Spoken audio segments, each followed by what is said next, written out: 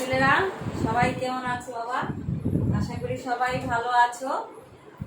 তোমাদের সাথে অনেকদিনই দেখা হচ্ছে না, সে দেখা না হওয়াটা অনেক কষ্টের ব্যাপার। সবাই পড়াশোনা অবশ্যই বাসায় করছো ধারণা করি। আর যাদের জন্য এই পড়া তাদের কিন্তু ব্যাচটা খুব ছোট, আমি কিন্তু সবাইকেই চিনি, তোমরা ভালো করেই জানো। এবং আমি কিন্তু সবসময় বলি এই ব্যাচটার থেকে আমার 60%ই ভালো ফলাফল, তারা সবাই আগে এবং 60% এটা ভালো পজিশনে যাওয়ার আশা আমি সবসময় তোমাদের কাছ থেকে চাই। তো যাই হোক, আমার গত ক্লাসে যেটা পড়া ছিল অ্যানিমেল ডিসপার্সাল, তারই ধারাবাহিকতায় আজকে ছিল 2 নাম্বার ক্লাস, দ্বিতীয় ক্লাস আর কি, 2 নাম্বার না, দ্বিতীয় ক্লাস। এখন তো তোমরা বড় হয়ে যাচ্ছ না, ধীরে ধীরে তোমাদের সাথে এখন দুষ্টামি করার সময় হয়ে চলে আসতেছে নাকি? বলেছিলাম আমি যখন ফার্স্ট ইয়ারে পড়েছিল, তখন মাস্টার্স উঠবা, তখন যদি আমি থাকি তাহলে তোমরা আমার বন্ধু হতে পারবে, আদারওয়াইজ এখনো তোমরা আমার কাছে ছোট, তাই না বাবা? আজকে আমি তোমাদের সেই অ্যানিমেল ডিসপার্সাল পড়াচ্ছি। সবাই অ্যানিমেল ডিসপার্সাল কি আমি বলেছি, প্রাণীর বিস্তার বা প্রাণী ছড়িয়ে পড়া পৃথিবীব্যাপী, যেটা সেটা হচ্ছে অ্যানিমেল ডিসপার্সাল, বিস্তার বিন্যাস যেটাই বলো না কেন। The spreading of animal from place of origin to another place by area is called animal dispersal।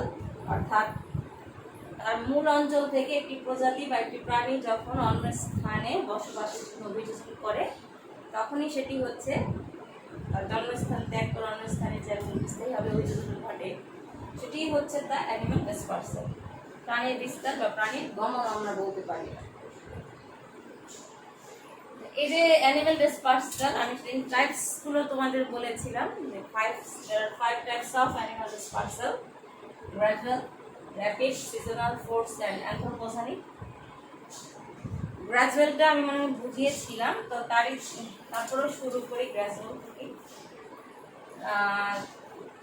আমরা যেটাকে বলতে পারি ধারাবাহিক, বাংলায় যেটাকে বলতে পারি সেটা হচ্ছে ধারাবাহিক বিস্তার।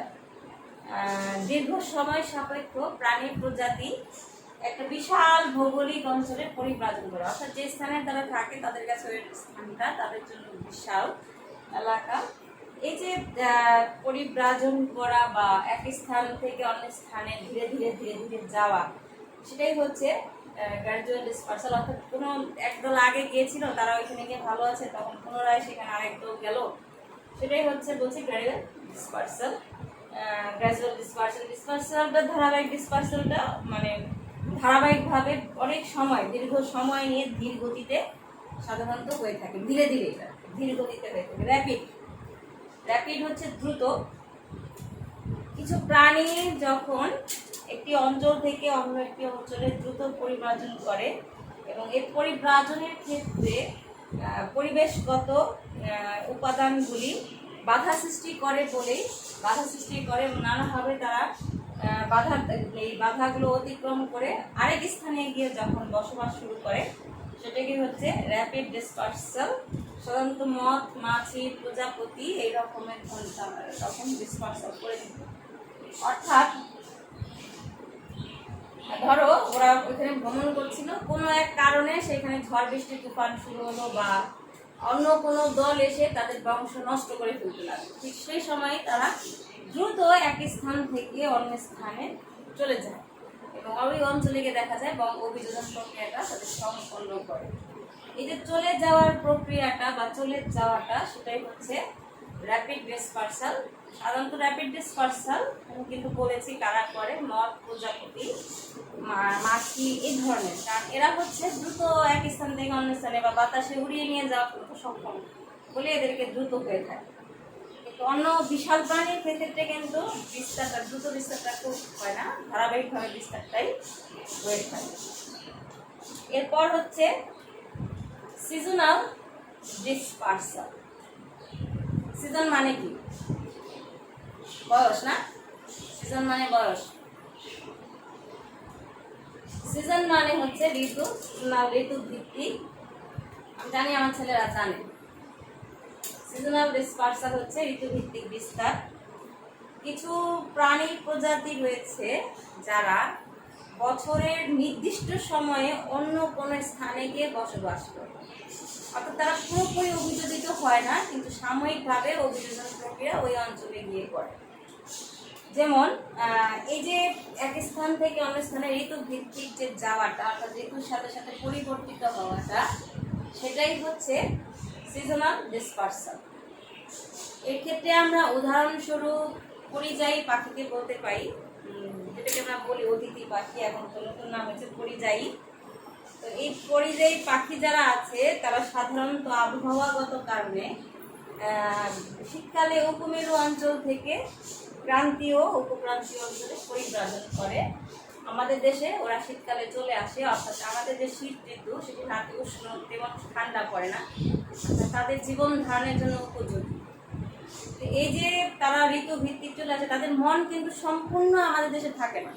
আবার দেখো ঠিক তারা গ্রীষ্মের শুরুতেই তারা নির্দিষ্ট স্থানে গমন করে, অর্থাৎ তারা সেই স্থানে চলে যাওয়ার প্রবণতাটা তাদের মধ্যে থাকে। এই যে চলে গেল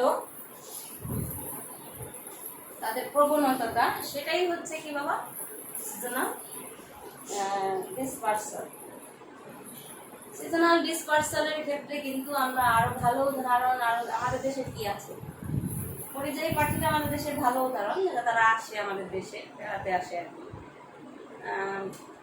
অন্য কোনো প্রাণী উদাহরণটা এখন মনে আসছে না, আছে এরকম আছে যারা কিনা এক স্থান থেকে শীতকালে অন্য স্থানে গমন করে। এরপর হচ্ছে ফোর্সড। ফোর্সড মানে কি, চাপ দেয় না, অর্থাৎ তাকে বাধ্য করা হচ্ছে এক স্থান থেকে অন্য স্থানে চলে যাওয়ার জন্য। তো এই ফোর্সটা হচ্ছে চাপজনিত বিস্তার। ফোর্সড, তোমাকে বাধ্য করা হচ্ছে।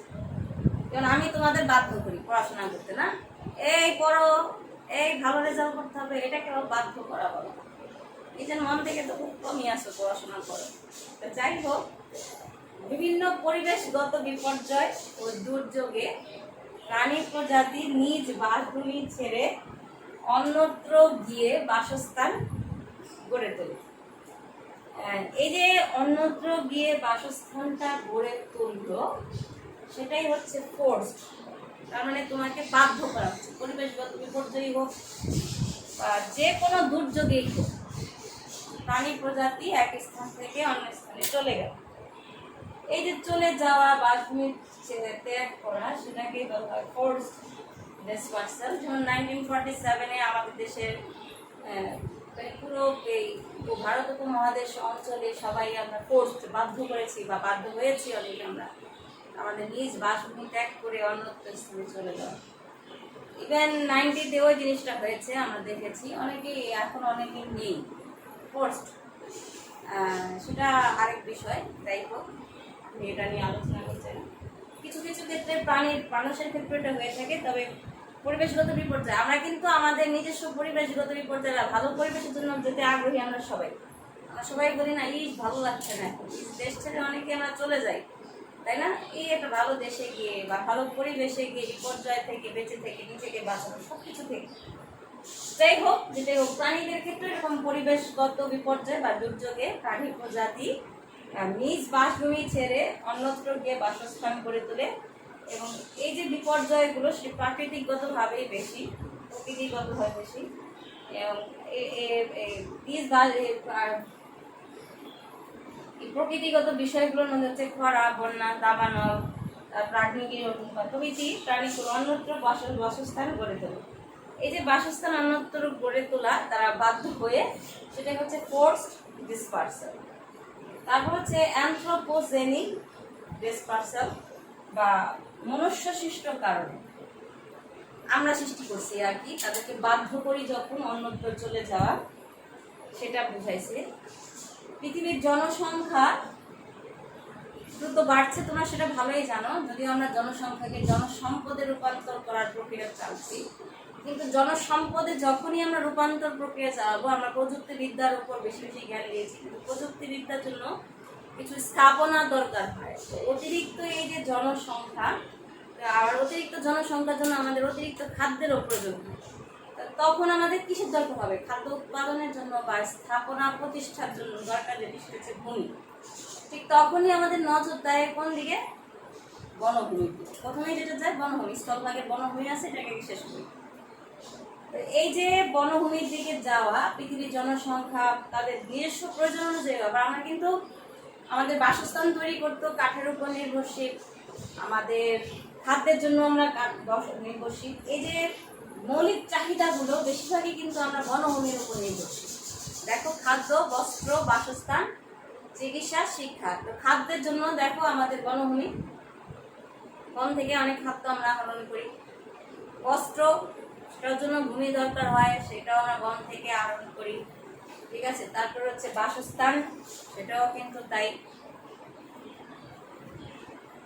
বাসস্থানে কাঠ তো লাগবেই, ঘর বাড়ি তৈরি করতে তো কাঠ তো লাগবেই।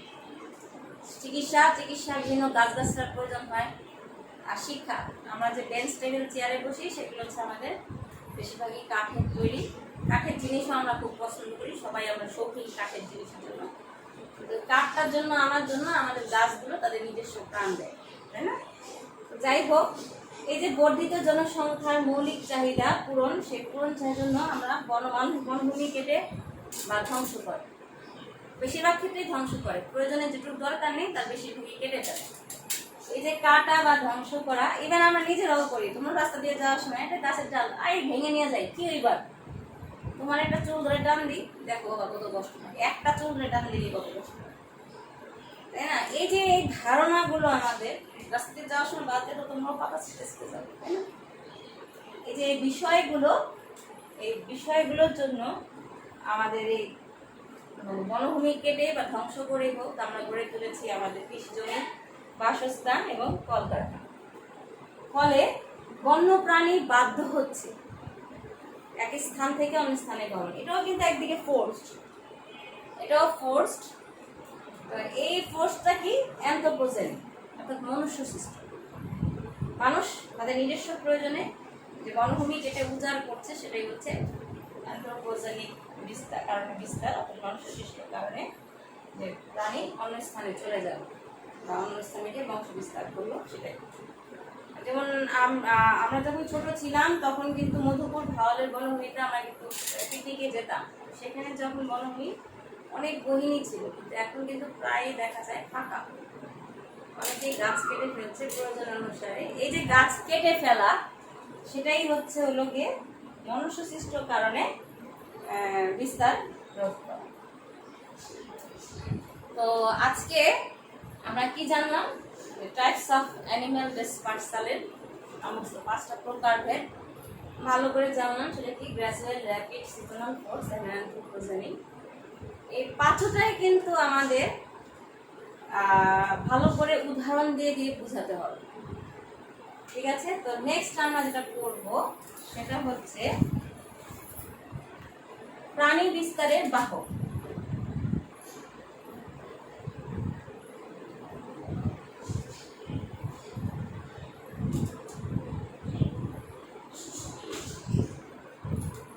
Carriers of animal dispersal.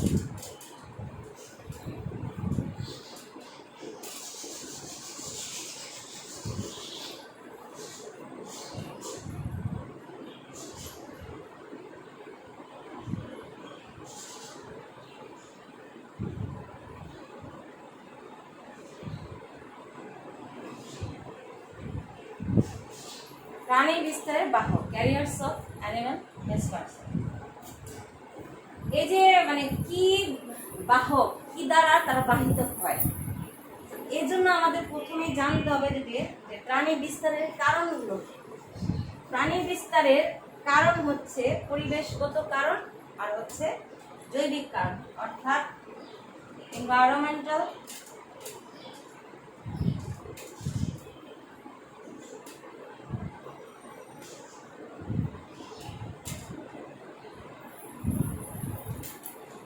factors. Number 2, biological factors.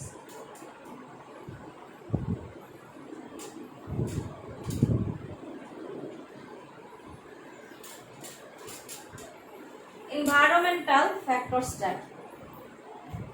প্রকৃতিগত যে বিষয়গুলো প্রাণীকে বাহিত করে নিয়ে যায় সেটাই হচ্ছে এনভায়রনমেন্টাল ফ্যাক্টরস। প্রকৃতির বিষয়গুলো কি কি যা তুমি তৈরি করতে পারবে না, সেটাই তো প্রকৃতির বিষয়, তাই না? ভূমি, পানি, ভূপ্রাকৃতিক উপাদান, অস্বাস্থ্যকর পরিবেশ যেটা আমরা সৃষ্টি করি। এই বিষয়গুলোই হচ্ছে উল্লেখযোগ্য পরিবেশগত কারণ। মানে পরিবেশের যে সমস্ত এই যে বাহ্য এনভায়রনমেন্টাল কারণগুলো হচ্ছে এই সমস্ত কারণগুলোর কারণে যখন জীব অন্য স্থানে বাহিত করে নিয়ে যায়, পরিবেশের এই অংশগুলো বিভিন্ন কারণে যখন বাহিত করে নিয়ে যায়, সেটাই হচ্ছে এনভায়রনমেন্টাল ফ্যাক্টরস। এই এনভায়রনমেন্টাল ফ্যাক্টরস আবার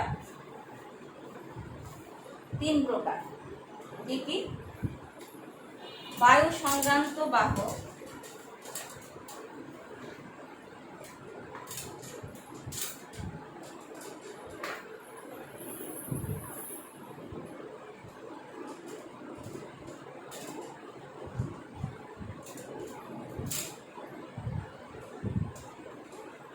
অ্যাওলিয়ান,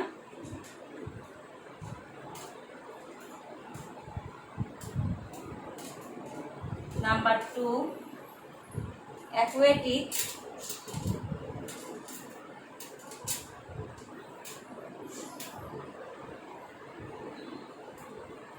নাম্বার 3 অর্গানিজমিক।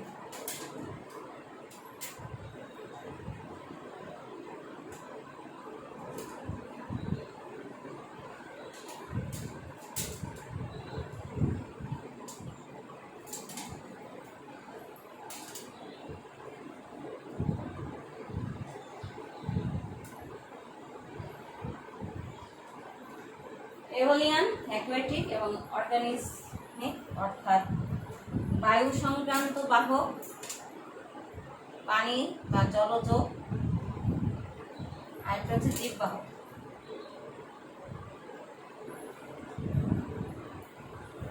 বায়ু যখন বাহিত করে নিয়ে যায়, বায়ু তো অবশ্যই এনভায়রনমেন্টাল ফ্যাক্টরস, তাই না?